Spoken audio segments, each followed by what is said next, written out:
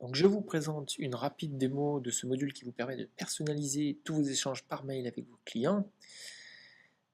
Alors voici donc un peu toutes les catégories de types de mails en fait que votre client peut recevoir.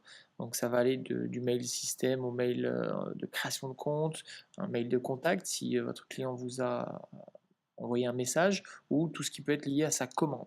Bon, là on va s'occuper plutôt de la gestion des comptes et notamment de la création de comptes. Donc votre client crée un compte. Donc là, on va pouvoir modifier la version française ou la version anglophone. Donc là, on va s'occuper de la version française. Donc voilà le corps du mail. On a la possibilité de modifier la version texte ou la version HTML. On va rester sur la version HTML. Là, on voit sur la droite un historique en fait, des versions de modifications qui se sont opérées. Bon, là, on va opérer une modification qui nous intéresse. Bon, là, on va par exemple le merci, la formule de politesse qu'on va transformer donc en nouveau remerciement en place de merci. On va aller sauvegarder. Et puis dans l'historique, on va pouvoir constater une nouvelle version qui s'est créée. Si on clique sur l'ancienne, eh bien on va retrouver le merci initial.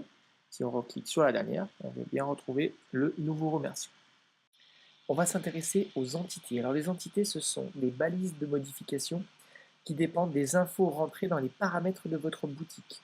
Ils servent en fait à personnaliser la réponse, le mail, en fonction de chaque client, notamment pour son prénom et son nom.